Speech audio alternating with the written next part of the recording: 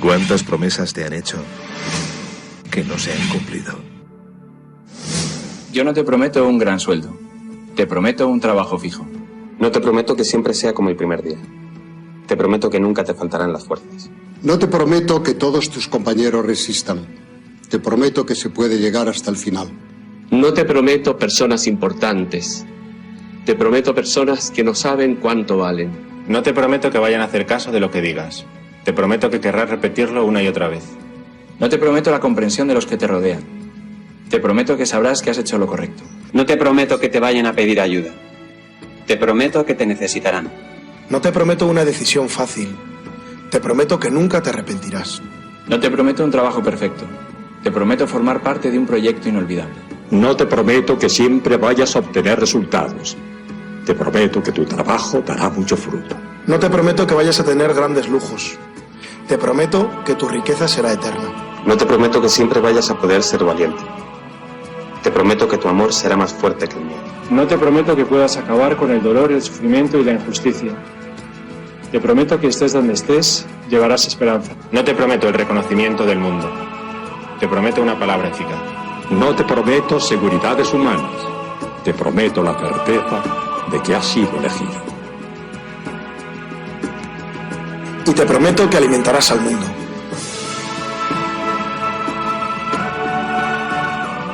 Unirás corazones. Acompañarás a los que sufren. Confirmarás a los que quieren ser fuertes. Experimentarás con ellos la verdadera alegría. Sumergirás a los hombres en la verdad.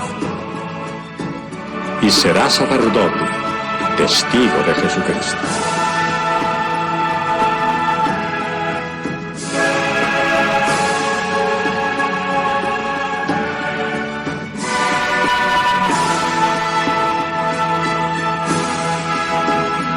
No te prometo una vida de aventuras. Te prometo una vida apasionante.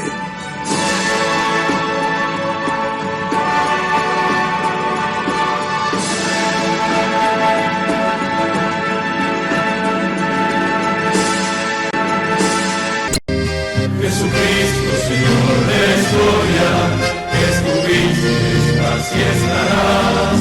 Sos presencia, esperanza y memoria.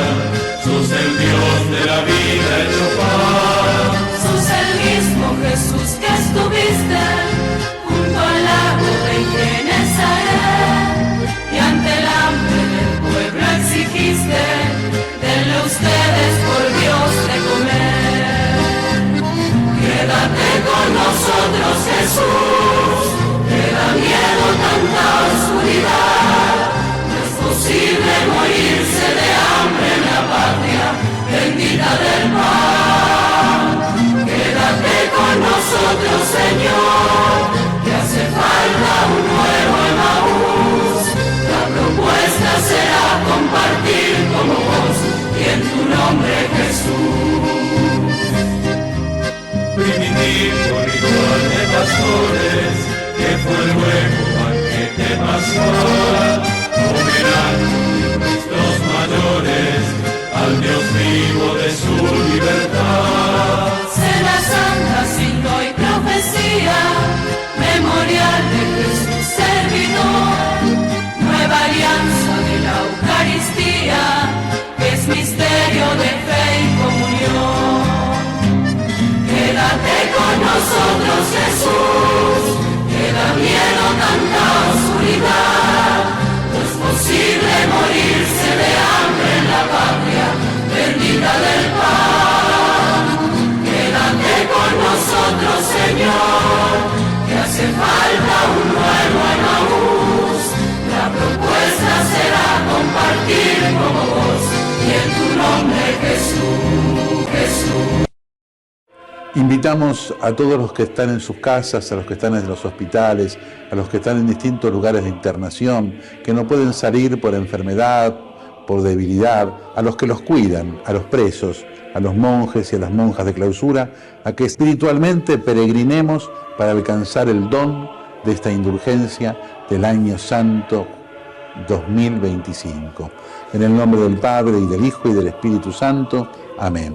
Pidamos perdón juntos. Señor, ten piedad. Cristo, ten piedad. Señor, ten piedad. Recemos el credo profesando nuestra fe en Dios en el ámbito de la Iglesia. Creo en Dios Padre Todopoderoso, Creador del cielo y de la tierra, y en Jesucristo, su único Hijo, nuestro Señor, que fue concebido por obra y gracia del Espíritu Santo. Nació de Santa María Virgen, padeció bajo el poder de Poncio Pilato, fue crucificado, muerto y sepultado, descendió a los infiernos, al tercer día resucitó de entre los muertos, subió a los cielos y está sentado a la derecha de Dios Padre Todopoderoso. Desde allí vendrá a juzgar a vivos y a muertos. Creo en el Espíritu Santo, la Santa Iglesia Católica, la comunión de los santos, el perdón de los pecados, la resurrección de la carne y la vida eterna. Amén. Delante de Jesús, mirando a Jesús en el sagrario, le pedimos que venga a nosotros. Señor Jesús, no puedo recibirte ahora con la hostia consagrada, pero te pido que vengas espiritualmente a mi corazón. Jesús, quiero permanecer siempre con vos. Recemos por el Papa y por las intenciones que lleva en su corazón. Padre nuestro que estás en el cielo, santificado sea tu nombre. Venga a nosotros tu reino, hágase tu voluntad en la tierra como en el cielo. Danos hoy nuestro pan de cada día. Perdona nuestras ofensas, como también nosotros perdonamos a los que nos ofenden. No nos dejes caer en la tentación y líbranos del mal. Amén. Y a la Virgen le confiamos nuestra vida, la saludamos, le pedimos que nos siga cuidando para vivir siempre en la esperanza. Y que a todos los bendiga Dios, que es Padre, Hijo y Espíritu Santo. Amén. Amén. Para ser absolutamente franco, y sin entrar en detalles porque me parece lo menos importante de todo, hay una situación de disputa faccional dentro de Unión por la Patria. Y esa disputa faccional, desde mi punto de vista, no está asociada ni a principios políticos ni a programas políticos, sino a espacio de poder. Y en esa disputa faccional, por lo menos yo no quiero estar de ningún lado. No me interesa estar de ningún lado. Creo que Cristina fue la mejor presidenta de la etapa democrática en la Argentina, y creo que Axel fue el mejor gobernador de la provincia de Buenos Aires de la etapa democrática en la Argentina. Después hay que dirimir las diferencias. Hay temas que son muy menores y muy para la superestructura política, que no le importan a nadie, como la fecha de las elecciones o las PASO, pero para la política tiene su relevancia. Tracciona.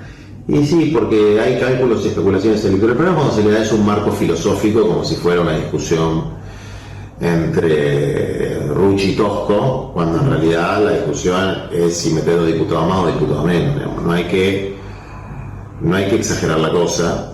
Nosotros creemos que las elecciones en la provincia de Buenos Aires deberían hacerse la misma fecha que las nacionales, pero por una razón muy sencilla. Nosotros no somos una colección de estados, somos un país. Y la mayor parte de las provincias están desdoblando la elección. ¿Por qué? Porque se priorizan los intereses de los dirigentes provinciales a la idea de un proyecto de país. Y en eso no estamos de acuerdo con Axel. Pero por otro lado tampoco estamos de acuerdo con Cristina con suspender las PASO. Porque creemos que el único mecanismo hoy para poder dirimir los conflictos internos que hay en Unión por la Patria de cara al pueblo, y no entre dirigentes, no encerrados en una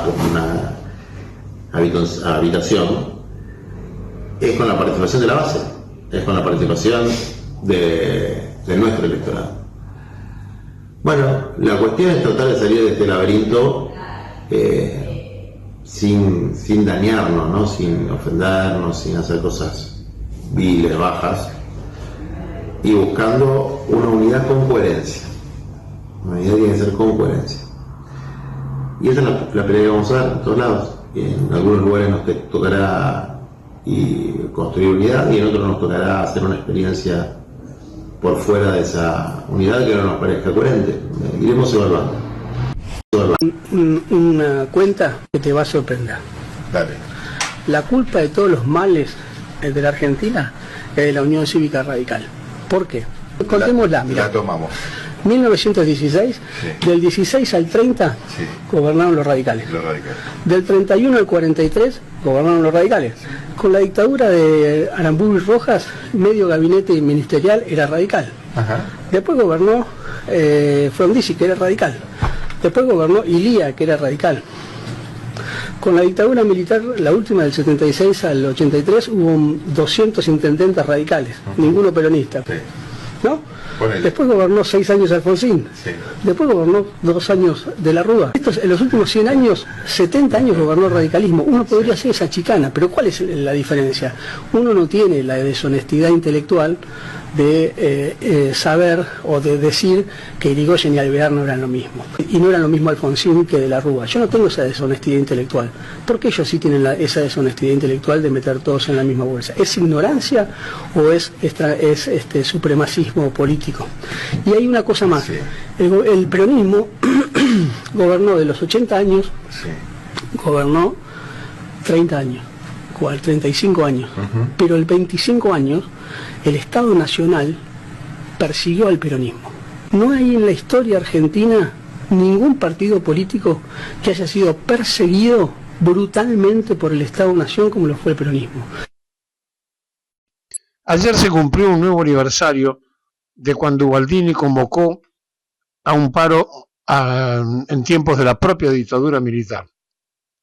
Por supuesto, nadie sabía que estaríamos en vísperas del 2 de abril y todo lo que pasó fue una tremenda represión por parte de la dictadura hacia los trabajadores y a quienes estábamos tratando de una forma o de otra de dar un testimonio de apoyo a esa convocatoria.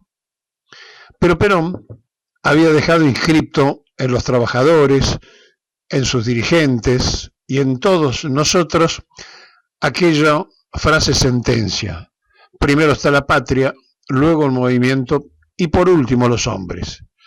Y entonces, cuando ocurre el episodio del 2 de abril, todos, absolutamente todos, los que habíamos recibido los sablazos de la dictadura, no tuvimos ningún empacho, porque estaba la patria en juego, en salir a apoyar ardorosamente la determinación soberana de haber desembarcado en nuestro territorio ocupado por el pirata inglés. Entonces fue allí cuando, una vez más, se demostró la vigencia plena aquello de que primero está la patria, luego el movimiento y por último los hombres, con toda la fuerza necesaria e imprescindible. El hecho del 2 de abril iba a ser culminante y todos los que habían estado en esa convocatoria de Saúl Ubaldini, incluyéndolo a él y a todos los dirigentes de la CGT de entonces, fueron después recibidos oficialmente para que dieran el apoyo a lo que estaba ocurriendo, que era la recuperación de las Malvinas después de aquella gesta del Gaucho Rivero. Pasó de esto mucho tiempo, pasaron muchas generaciones y probablemente también bastante desinformación. Creo que si hacemos una encuesta debe haber argentinos que ni siquiera saben que tuvimos una guerra.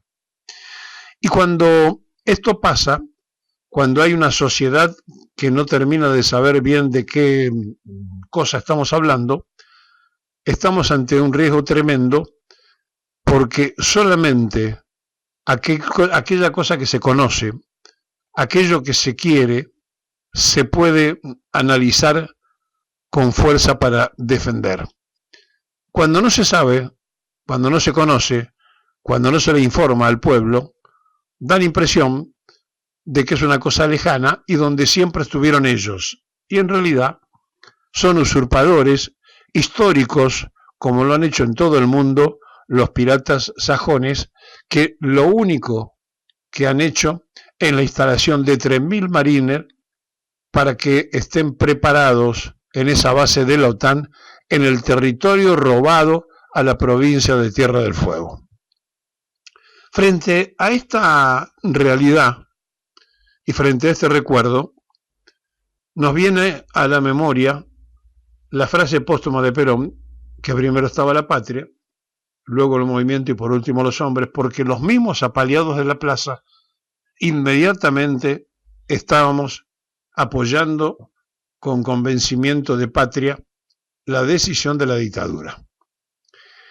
Han pasado muchos años, estamos cerca del medio siglo, y todo eso parece ser un simple recuerdo confuso en algunos de los que todavía, como sobrevivientes de esa época, tenemos presente.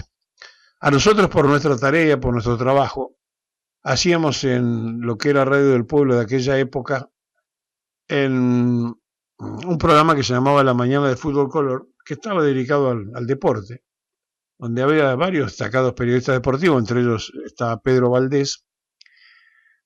Y bueno, el programa se fue transformando, como tantas otras cosas de la Argentina, en una crónica periodística de la guerra. Y recuerdo muy bien que Pedro se resignaba absolutamente a aceptar la realidad, como seguramente muchos no querían hacerlo, negando lo que era una cosa cierta, y que era que nuestras tropas tenían que entregarse frente al invasor. Pero todo eso pasó vertiginosamente, se escondieron a los patriotas cuando regresaron, la propia dictadura lo hizo, no se los rescató, no se los puso en el estado de gracia que deberían estar. Y desde el primer mártir, el capitán Giachino, pasando al recuerdo histórico del Gaucho Rivero, recordando a Fitzgerald cuando bajó con su avioneta y a los integrantes de la Juventud Peronista del Operativo Cóndor, por simplemente buscar algunas referencias, siempre estuvimos pendientes de la recuperación de ese pedazo de la provincia de Tierra del Fuego, usurpada, robada por los piratas ingleses. Allí hay hoy una base de la OTAN. Mientras esto pasa, el actual presidente de la nación sonríe y dice sentirse identificado con Churchill y Margaret Thatcher. Cuando la Argentina llega a ese estado, cuando quien es el principal empleado público se siente ubicado en esa línea histórica y cree que hicieron bien los ingleses en ir a recuperar lo que era de ellos, estamos no en un problema, en un problemón. Porque además de la incultura que tiene el liberal que nos gobierna, es la predisposición a negar a las propias cuestiones nacionales. Y entonces sigue siendo admirador de Churchill, sigue siendo admirador de la Thatcher, y lo dice públicamente. El cachivache que el voto ciudadano argentino sentó en el sillón de Rivadavia.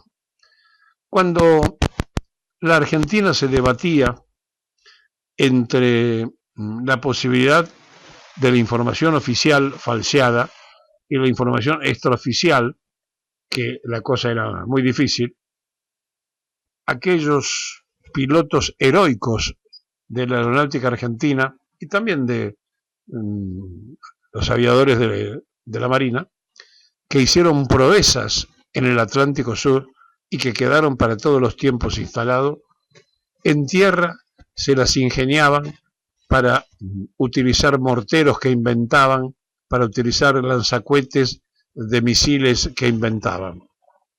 Y todo fue con un grupo valeroso de argentinos que fue a defender lo que se había recuperado en manos del canalla inglés. Pero bueno, las cosas han ido pasando, la sociedad ha ido aceptando el olvido. Debe haber argentinos, y no exagero, que no saben que tuvimos una guerra, y entonces la contracultura y la cultura pro-británica se instalan en un país que necesita profundamente nacionalizar su cultura para no perder de vista sus raíces nacionales y cuál es su propia verdad. Es un recuerdo a quienes fuimos apaleados un día como hoy por la dictadura, en el último paro, en la última movilización que convocó Gualdini, previo a lo que iba a ser el 2 de abril. por aquello de Perón. Primero está la patria, luego el movimiento y por último los hombres.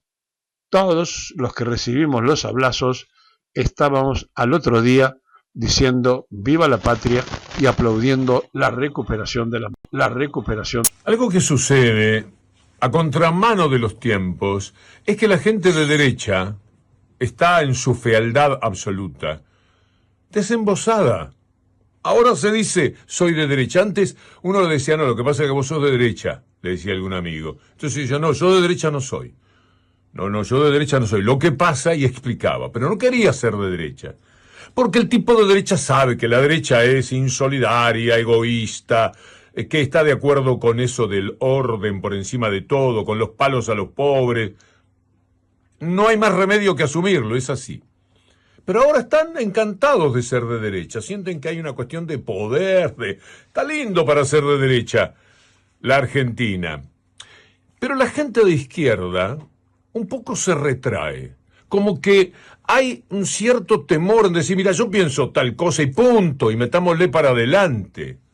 Tengo en cuenta una nota de Manuel Santos en Iurrieta, en Página creo que fue, donde decía, anímense a decir lo que son comunistas, digan soy comunista, sos socialista, soy socialista, sos kirchnerista, soy kirchnerista, sos, qué sé yo, anarco, no capitalista, soy anarquista, pero decir lo que se siente, meterle para adelante.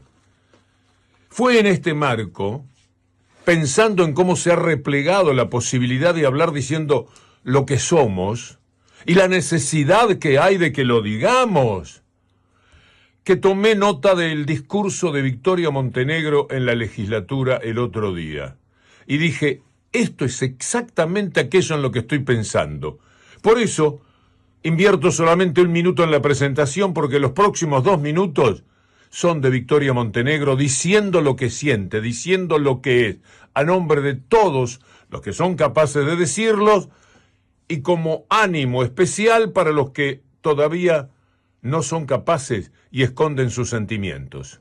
Un nuevo 24 de marzo totalmente distinto, ¿no? Por primera vez el peligro inminente de que la historia se repita. No sé si a alguien más en este recinto le ha tocado vivir desde adentro lo que fue Campo de Mayo en el peor momento de la represión clandestina. Me ha tocado ver cómo se marcaban los mapas en los cuales se secuestraban a compañeros y compañeras. Y me ha tocado, además, en carne propia, atravesar lo que hoy parece que es una moda nueva, que acaba de llegar, pero que es más vieja que la injusticia. El enemigo interno, la otredad, el elemento a desaparecer, que era toda aquella militancia capaz de generar organización, lucha y transformación. Eso que tenía que terminar para siempre, para que nunca más pudiera surgir resistencia por parte de las organizaciones sociales y políticas y pudieran implementar la miseria planificada. Exactamente lo mismo que está llevando adelante desde el primer día de gobierno Javier Milei. Volvió de otra manera. Pareciera que no es el mismo peligro. Es exactamente el mismo peligro. Son exactamente los mismos intereses económicos. Pero esta vez lograron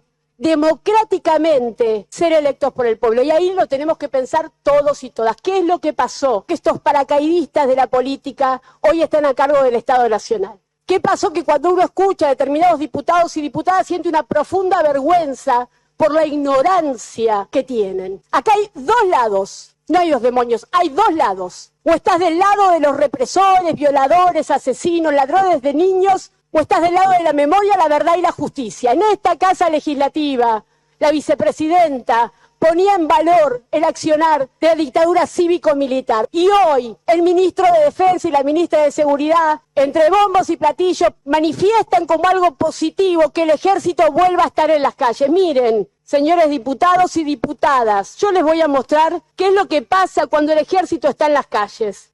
Esta es la foto de mi papá. Mi papá fue secuestrado junto conmigo y junto con mi mamá.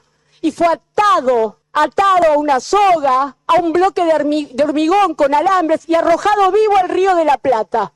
Esta es la última foto que tengo de mi padre. Esta es su autopsia. Acá nadie inventa, esto es documentación pública. Y no de Argentina, no la hizo el kirchnerismo, la hizo el gobierno uruguayo. Esta es la autopsia, donde relatan todos los tormentos previos a tirarlo de un avión al Río de la Plata. Todos los tormentos previos, incluida la castración. previo, robarle a su beba y criarla para que el gen rojo nunca se active, totalmente ajena a la que debió ser su verdadera vida. De esto hablamos cuando hablamos del 24 de marzo, de la peor violencia ejercida por el Estado. Yo les digo orgullosamente que soy hija de 2 militantes del Ejército Revolucionario del Pueblo, con mucho orgullo. Y les digo además con mucho orgullo que soy militante de un proyecto político que, así como el doctor Alfonsín tuvo el coraje de llevar adelante el juicio a las juntas y de crear el Banco Nacional de Datos Genéticos, nuestro compañero Néstor Kirchner hace 20 años tuvo el coraje de bajar los cuadros y por primera vez pedir perdón en nombre del Estado Nacional. Y aunque no les guste, eso quedó en la historia para siempre. Y aunque no les guste, Videla murió condenado por delitos de lesa humanidad. Y aunque no les guste, su tumba no tiene nombre.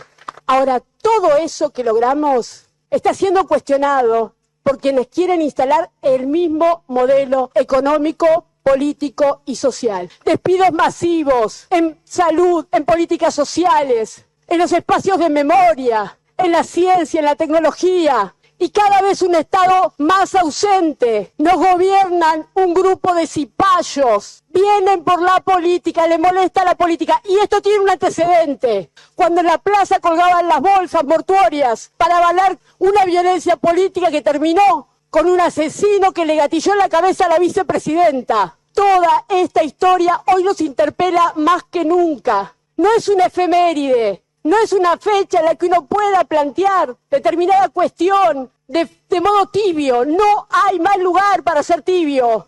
Se está del lado de la vida o se está del lado de estos tiranos que quieren repetir la historia. A ver, los que niegan la memoria tienen un solo objetivo, que es repetir la historia. Cambió la forma, cambió la foto, pero la cuestión de fondo sigue siendo exactamente la misma. Que hoy le digan a un paciente oncológico que no puede tener su remedio porque los números tienen que cerrar, es criminal. No hace falta el Falcon verde en la puerta, los matan igual. A los libertarios que piensan que recién llegaron e inventaron la historia. Esta es la consecuencia de una repetición histórica, donde hay un objetivo muy claro, que es que nuestro pueblo esté de rodillas, siempre en nombre de la libertad. Nos bombardearon, nos proscribieron, nos fusilaron, nos desaparecieron, nos apropiaron, nos ordenaron circular acá enfrente en la Plaza de Mayo. ¿Y saben qué hicimos siempre? Nos rebelamos. Cambiamos la historia para siempre, porque ese personaje asesino que le dio a las madres la orden de circular nunca pensó que iba a surgir a partir de esa orden el símbolo de resistencia, de coraje y de amor más importante de nuestra historia, que este domingo va a reventar la Plaza de Mayo. Nosotros no vamos a resignar ni una sola de nuestras banderas. Y estamos muy orgullosos de los 30.000. Y estamos muy orgullosos de nuestra historia. Y este domingo en la Plaza de Mayo vamos a reivindicar nuestra lucha, nuestros sueños, pero principalmente vamos a reivindicar lo más grande que tenemos, que es el profundo amor que tuvo una generación entera por esta patria, a la cual vamos a defender con todo lo que tenemos y con todo lo que somos. Muchas gracias, señor presidente. Nos vamos a encontrar con una amiga, con una compañera, con Magdalena Odarda. ¿Qué tal? ¿Cómo te va? Russo te saluda. ¿Cómo andás? Muy bien. ¿Cómo estás, Gabriel? ¿Cómo andás? Estos días la Patagonia está presente y no para bien de los patagónicos, porque corren versiones de que se compra esto, se vende lo otro, que ya entregamos la escritura. Vos estás en Río Negro. ¿Cómo se vive el tema por ahí? Bueno, se vive con mucha preocupación porque evidentemente hay un proceso de extranjerización de tierras nuevamente, también de extranjerización del agua y la soberanía que corre riesgo todo el tiempo. Siempre yo he denunciado, inclusive en el Senado de la Nación, cuando fui senadora, ahora soy legisladora provincial, la presencia de este aeropuerto que ahora pareciera haber pasado de manos de Lewis a los Emiratos Árabes sin ninguna presencia de ningún gendarme, ni de un prefecto, ni de ningún oficial de la policía de Río Negro, donde no hay un tráfico aéreo que no se conoce cuál es la finalidad, a menos de 2 horas de la base de la OTAN que está instalada en las Islas Malvinas, un aeropuerto en manos de extranjeros en área de frontera, sin control ni radares de ningún tipo. Y la extranjerización que decía de la tierra, porque los que se dicen los nuevos dueños de la Patagonia ya no son solamente ingleses o belgas o italianos, ahora son los Emiratos Árabes, son el Principado de Qatar, inclusive han comprado tierras en este último tiempo donde no hay información oficial, y nos ha tocado hacer denuncias por la concesión del agua pública por 30 años de espejos de agua de la provincia, ¿no?, de recursos hídricos al Principado de Qatar para un emprendimiento turístico VIP, ¿no?, donde no puede entrar cualquiera. Yo no lo conozco, por ejemplo, y para eso se le ha dado el uso del agua pública, cuando hay sectores en Río Negro, grandes sectores que no tienen acceso al agua o que están en emergencia hídrica de hace muchísimo tiempo.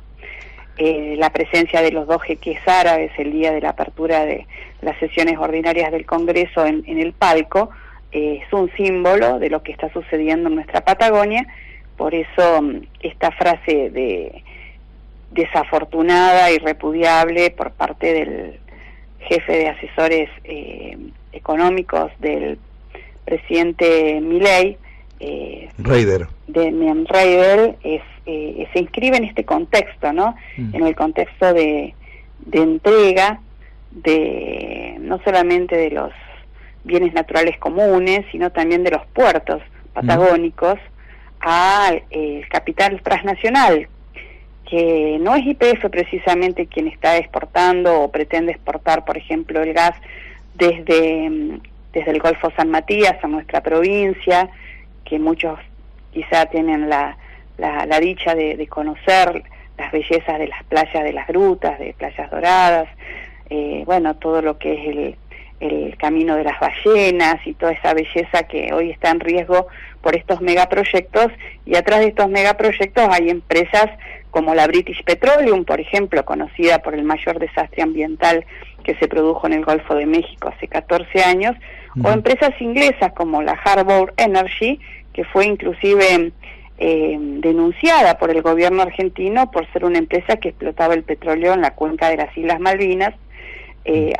autorizada por el gobierno británico. Sí. Y nosotros los tenemos aquí intentando sacar el gas para exportación de nuestro país, a cambio de algunas fuentes de trabajo que no sabemos si las van a cumplir o no, de trabajadores de la construcción, que seguramente, que ya están inclusive haciendo reclamos y protestas porque no le están cumpliendo ni siquiera con esas pocas fuentes de trabajo que prometieron a cambio de la concesión de todos estos recursos ultramillonarios, ¿no? Mientras tanto, el gobierno provincial mira para arriba. El gobierno provincial avala y es cómplice de todo esto, ¿no? Porque cuando Alberto Bereltinec en algún programa de televisión nacional dijo: los puertos de Río Negro ya van a ser privados y no queremos ni trabajadores ni municipios en la concesión, lo vamos a discutir con estas mismas empresas que hoy están pretendiendo exportar el gas y el petróleo por allí, por nuestro mar.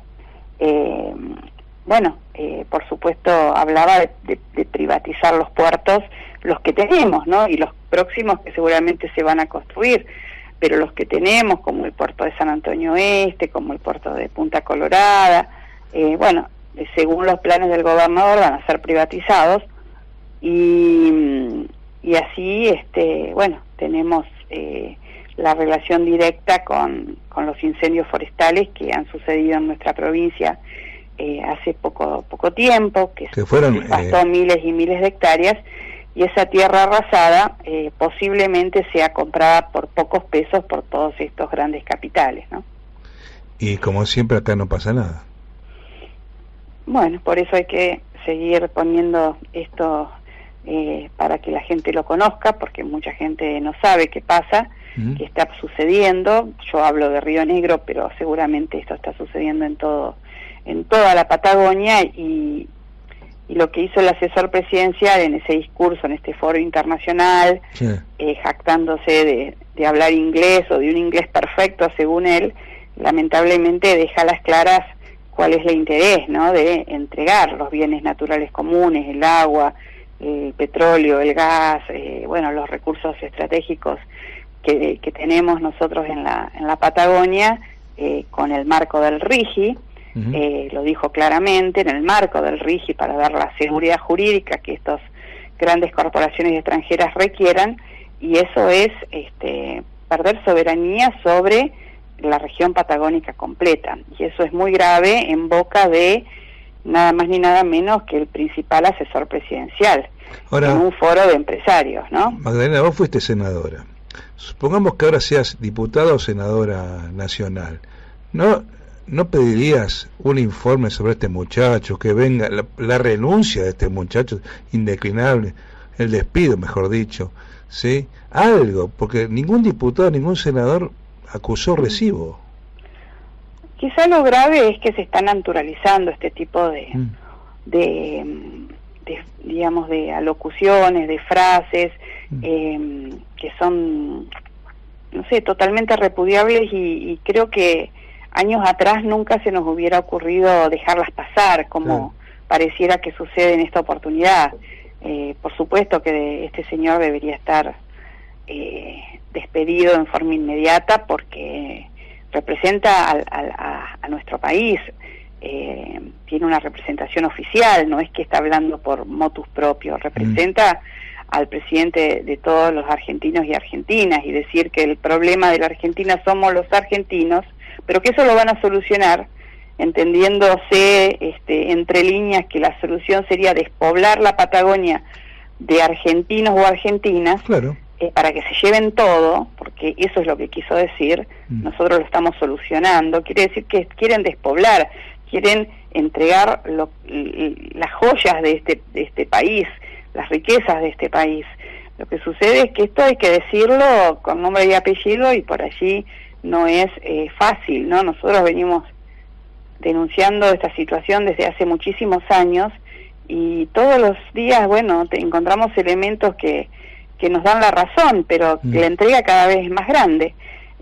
Por eso no nos sorprende la presencia de los jeques, bueno, el embajador de Qatar, invitado como invitado de honor en el Congreso.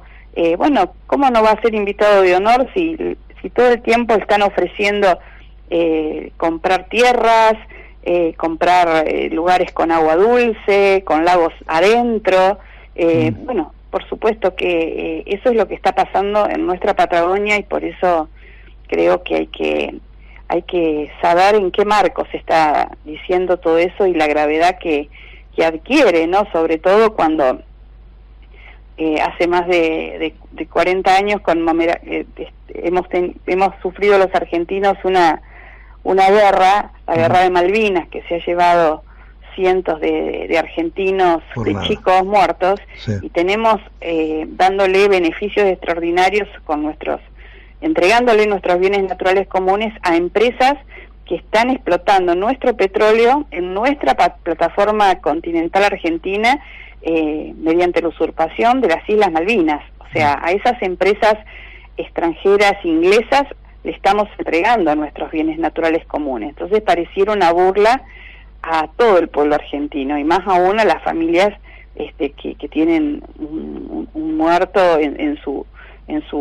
grupo familiar, una persona fallecida, una persona que el mismo pueblo argentino todo el tiempo reivindica y venera. Pero por otro lado se le siguen entregando nuestros recursos hoy a Gran Bretaña, entre otras naciones extranjeras. Pero Gran Bretaña es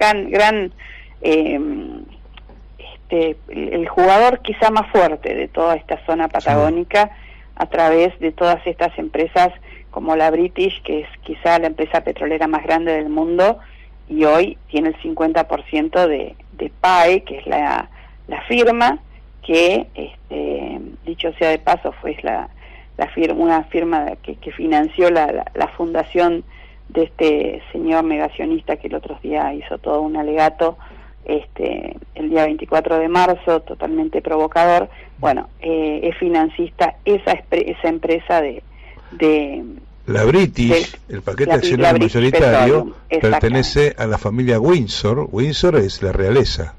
exactamente. Sí. Y además, bueno, tienen esta, como te decía, esta trayectoria tan dramática como fue el mayor derrame de petróleo, de los cuales hemos visto imágenes de ballenas empetroladas, de pájaros Un empetrolados. detalle que no tenés que olvidar, ¿no? Magdalena. Sí. Cuando gana Argentina el Mundial en Qatar, tenía que ir el presidente Alberto Fernández y no fue. ¿Quién lo reemplaza a Alberto Fernández y se abraza con el príncipe de Qatar? Mauricio Macri. Sí, lo recuerdo perfectamente. ¿Vos crees que hablaron de fútbol? No, por supuesto que no. Aparte ellos, imagínate que todo esto para ellos les resulta totalmente viable económicamente, pueden adquirir tierras, pueden adquirir hasta lagos completos, ¿no? Como el caso de Joseph Lewis, que sigue sin permitir el ingreso al lago escondido. Ahora con el incendio tienen la excusa perfecta, dicen que por 5 años está cerrado el paso al lago escondido, por el área natural protegida, Río Azul Lago Escondido, o sea que siguen usufructuando de bienes públicos que en el caso del Lago Escondido está a menos de 19 kilómetros de una ruta nacional, pero los argentinos no lo podemos conocer porque está dentro del territorio que pareciera que tiene hasta leyes propias, ejército propio, como las fuerzas parapoliciales que lo defienden, a Lewis, la gente esta que no son gauchos, sino que utilizan la vestimenta gaucha para pegarle a la gente, cuando hay reclamos. Bueno, todo esto sucede en la Patagonia, quizá a muchos kilómetros de Buenos Aires, pero de esta manera podemos entender esa frase tan nefasta del asesor presidencial, que fue ampliamente repudiada por ser, por supuesto, ir contra los intereses argentinos, pero en definitiva estaba promocionando la venta de los bienes naturales comunes de la Patagonia. Magdalena Odarda, como siempre. Mirá, se da cuenta que soy Georgieva, mira. Qué morralcito. Hola, Toto, ¿cómo estás? Sí, acá están los primeros 20.000, Sí, dale. Ah, pará, se me cayó el celular, Toto. Sí, ¿dónde lo giramos? Así ya está el fondo. Y estos tipos como Majul y Fantino son cómplices de todo eso. Son cómplices. Porque no preguntan, porque silencian, porque hacen chistes, porque hacen shows mediáticos. Mienten. Y saben que mienten, porque tontos no son. Saben que mienten. Todo esto que nosotros decimos lo saben ellos también. Ari Lijalá expone a los censorados de Majul y Alejandro Pautín. Mirá. Y es tan burdo todo, y quiero mostrar esta parte porque habla también del sistema de medios en el que estamos inmersos, de que en medio de toda esta entrevista, grabada, planificada, editada, largos, etcétera, Milei le escribe a Majul mientras están al aire, y Majul lo cuenta. Mirá. Yo pregunté si se entendía lo que decía el ministro y aparentemente se entiende. Yo, como no soy especialista en economía, siempre pregunto a quienes pueden tener más vínculo con la economía. Pero mientras estábamos haciendo la entrevista, escribió el presidente Javier Milei, porque yo en una de las preguntas dije que el presidente me había dicho que dependía de cuánto fuera el primer tramo de desembolso para ver si eventualmente se cambiaba el régimen cambiario y el cloring peg pasara de 1 a 2%. Entonces me dijo, no, yo nunca dije eso, o en el sentido dije, sí, que podía cambiar el ritmo del cloring peg, pero no del 1 al 2%, sino al 0. ¿Se entiende, Diego Valenzuela, lo que quiero decir, no? Bueno, cumplo en aclarar lo que me dice el presidente, sin ningún tipo de pudor, porque como no entiendo nada de economía... No, pudor no tenés, porque la verdad que decir estábamos haciendo la entrevista cuando está grabada, te escribe el presidente mientras transmitís una entrevista grabada, y salís a contar que el presidente te reta por lo que preguntás en una conversación absolutamente acordada y amena con el ministro de Economía, pudor no tenés. Quiero mostrar un par de cosas más de todo esto, porque sin la complicidad mediática esto sería tan imposible. Tan imposible. Y Milei, que nació en los medios, le agradece siempre a Alejandro Fantino como el tipo que lo creó, ¿no? El tipo que le da visibilidad. asumo que tendrá que ver con que Pautino estaba en el canal de Urnequian y Urnequian les decía pongan a este muchacho al aire y a partir de ahí empezó toda una relación. Pero me acordé de este archivo de una de las tantas conversaciones de Milei con Pautino, donde Milei le decía que ya tenía la guita hace más de un año. Y mira. Te darían 10.000 millones de dólares cash. ¿Quién te los daría? Una institución financiera internacional de las más importantes del mundo. Mírame, ¿ya lo tenés al ok? ¿Vos querés que te muestre el celular? Animales sueltos 2022, decía el cartel. Y Milei le decía, ya tengo una de las instituciones más financieras más prestigiosas del mundo que me va a dar 10.000 millones de dólares. Y Pautino le dice, mírame, ¿ya lo tenés? Gran showman es, hay que reconocerle. Y Milei le dice, ¿querés que te muestre el celular? Y yo, periodista, hubiera dicho, dame el celular. Obvio que quiero que me lo muestres. Bueno, no pasó. Y no se lo mostró porque no estaba. Porque no estaba. Y la semana pasada, el mismo Alejandro Pautino, ahora tiene un propio canal de stream, volvió a jugar con todo esto. Mirá. La oficina del presidente celebra la confirmación por parte de la Cámara de Diputados de la Nación del decreto de necesidad de urgencia que autoriza la renegociación con el Fondo Monetario Internacional. Ya están pelando la billetera del fondo, ¿eh? Ya está Cristalina Georgieva así, mirá. Mirá, se da cuenta que soy Georgieva, mirá. Qué morralcito. Hola, Toto, ¿cómo estás? Sí, acá están los primeros 20.000, Sí, dale. Ah, pará, se me cayó el celular, Toto. Sí, ¿dónde lo giramos? Así ya está el fondo. Y vos estás desesperado porque si viene esa guita... Y se va igual que la otra. Ojalá que no. El gobierno no descansará ni un minuto hasta que el proceso de desinflación sea definitivo y la liberación de las restricciones cambiarias, ahí estaba viendo, sea una realidad porque para eso nos han elegido. O sea, si te baja la inflación con 1, si te ganan las elecciones, si te abre el cepo, te cogen 3 posiciones diferentes, mona. A mí no. Mira vos. Mira vos. Así que, ¿cuánto costará, no? Esto, ahora que dicen que no hay más pauta. ¿Cuánto costará en aquel momento que Alejandro Fantino no te pidiera el celular para ver si ya tenías la guita? Y ahora, la semana pasada, cuando el gobierno anuncia, diga, ya está, ahí te mando los primeros 20.000.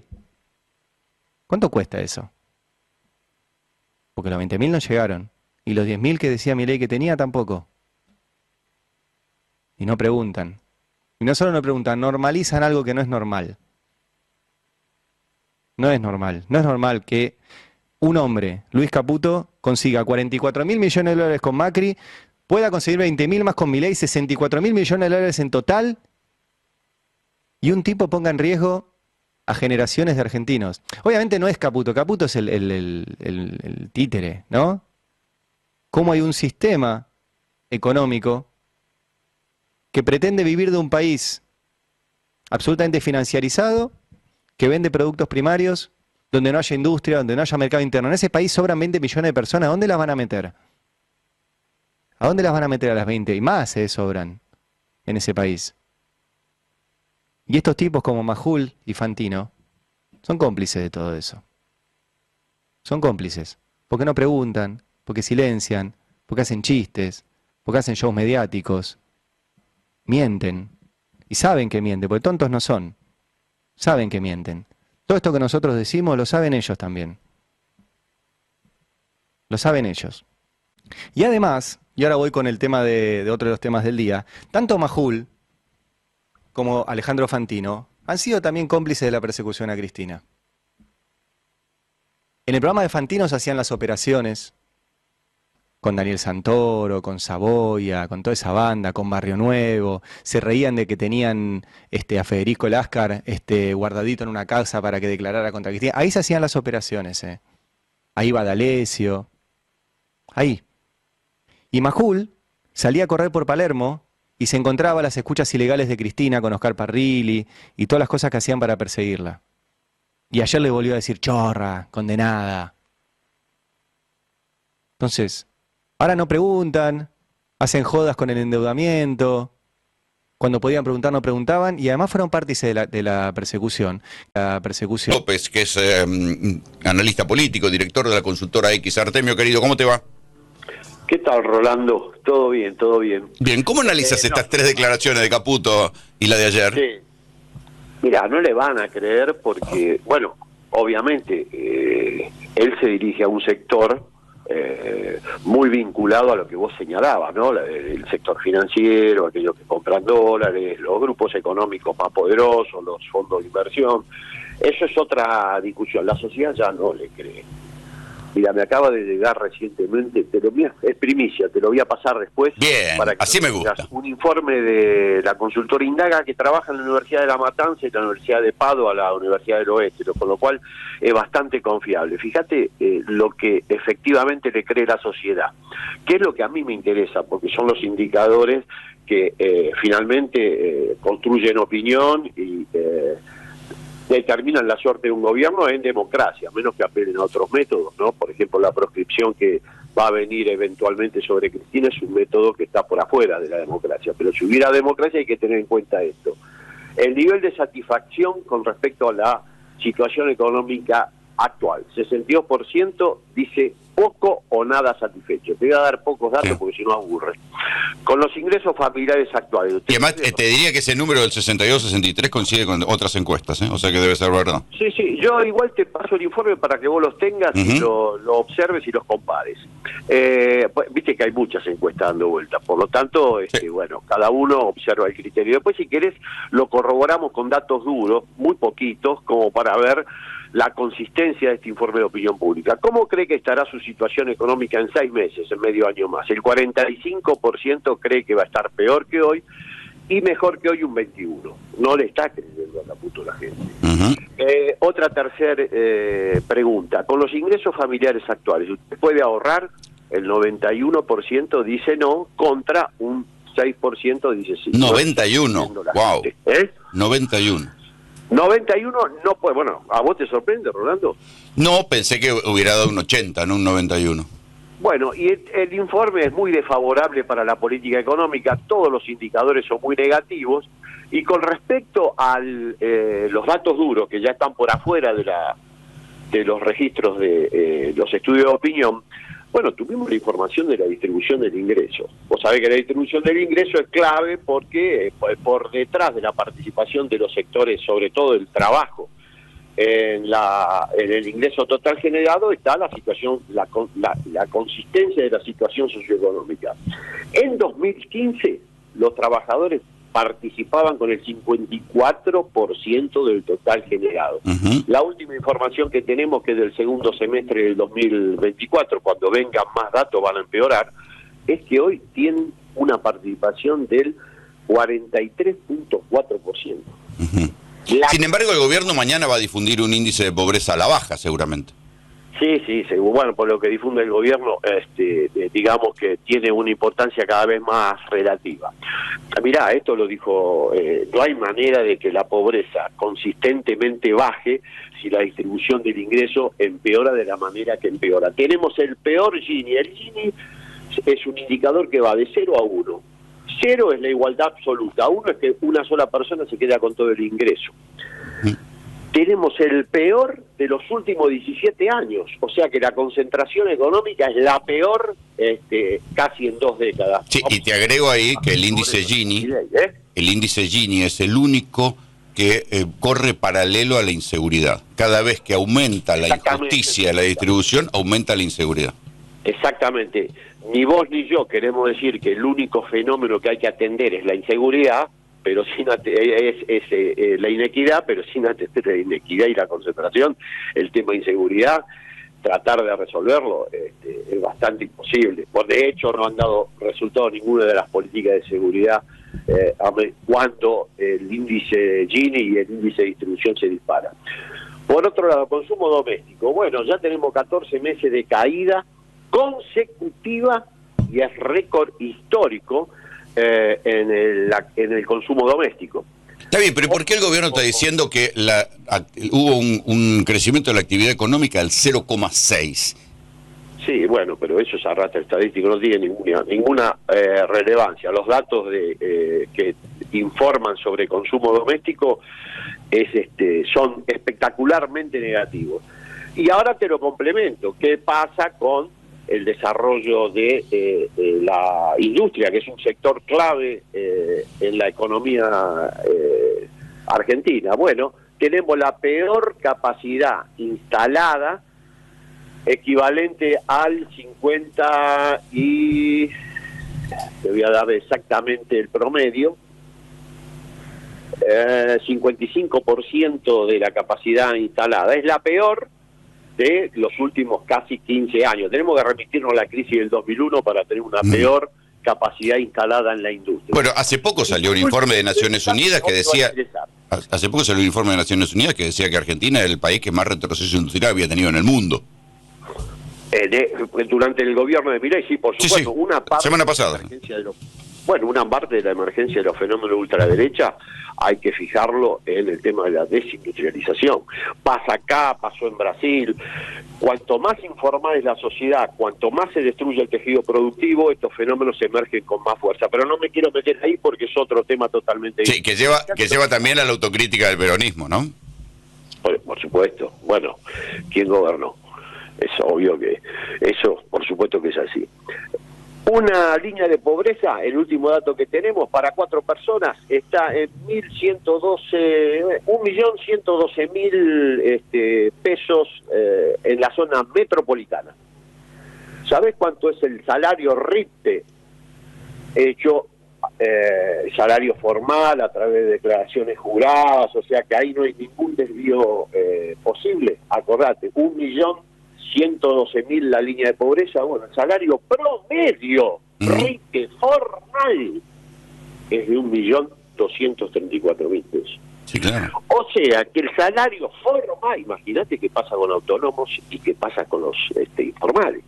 El salario formal está en línea con el valor de la canasta de pobreza. No sé lo que va a decir Milei, pero lo que diga tiene una importancia muy relativa. Los datos indican, tanto de opinión pública como los datos duros, que en esta perspectiva vamos mal y que la sociedad no le está creyendo hasta justo. Ahora, él habla para otra gente. Ahí yo no me meto porque eso es un ámbito de analistas del sector financiero. Obviamente ese conocimiento yo no lo tengo ni lo quiero tener. Así como está la foto de hoy. En términos sociales no va. Así como está la foto de hoy, ¿qué pensás que pasaría si hay una devaluación? Bueno, siempre que hubo devaluación, los niveles de pobreza fueron espectaculares. Acordate cuando se devaluó en el año 2001, llegamos a tener, Néstor asumió con 54.7% de pobreza. Bueno, Milei mismo devaluó como devaluó y disparó la pobreza más de la mitad. ¿Cómo? Milei mismo, cuando asumió, devaluó y disparó la pobreza al 52%.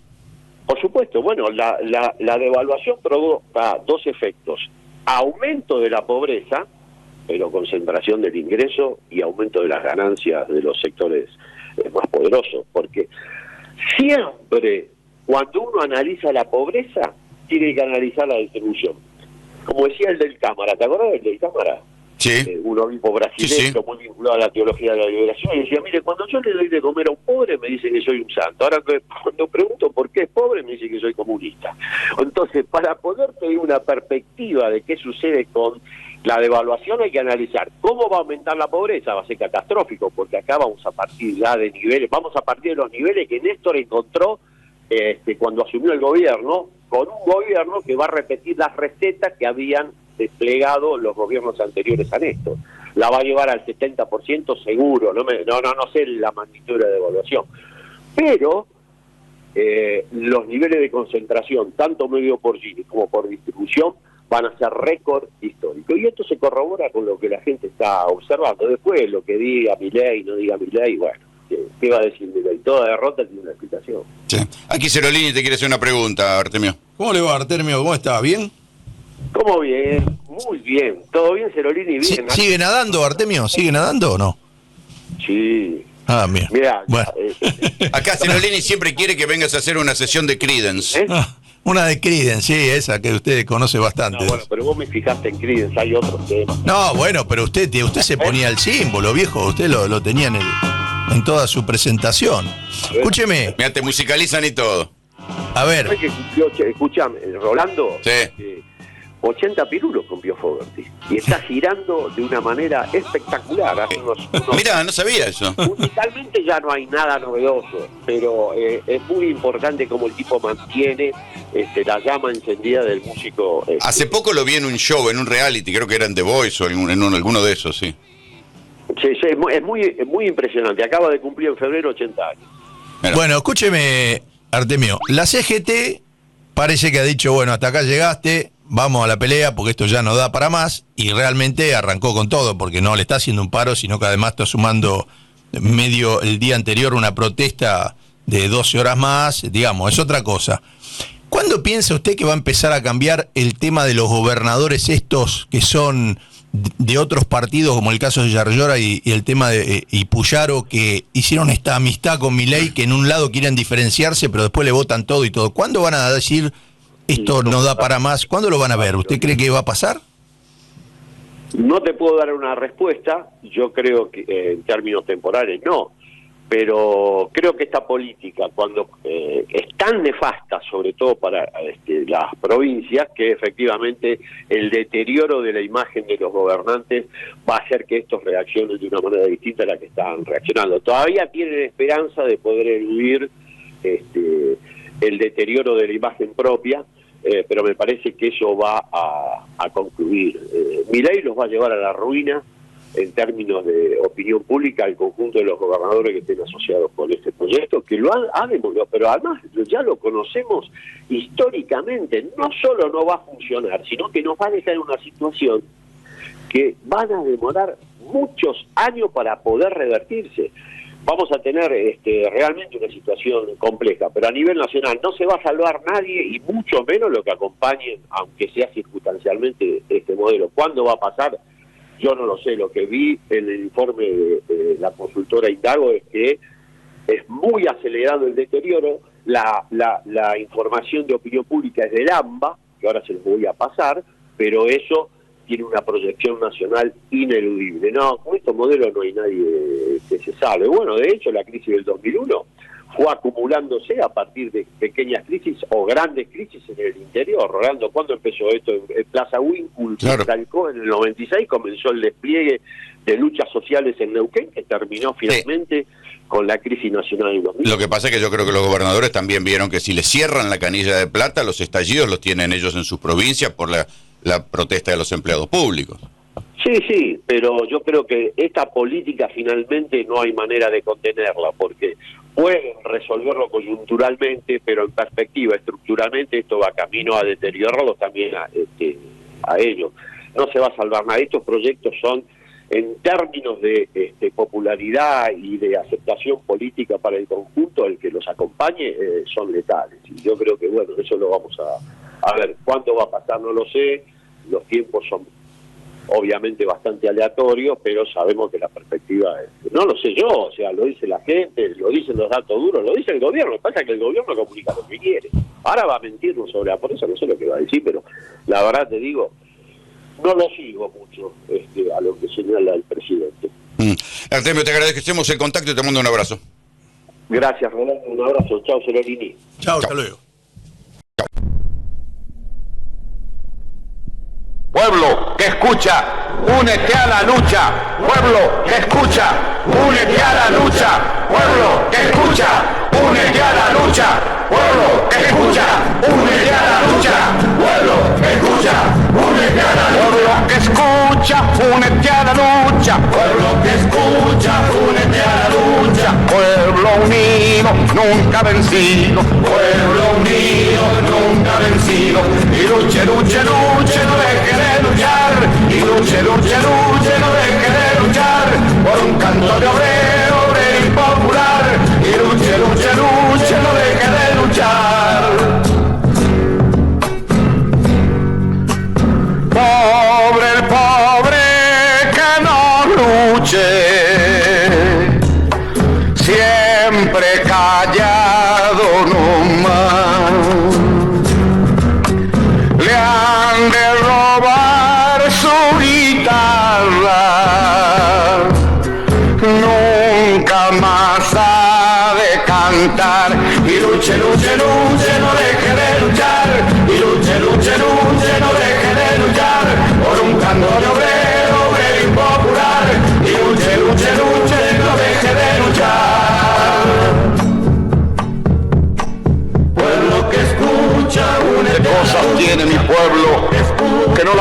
puedo callar. Cualquiera viene y le ofende y él calladito nomás.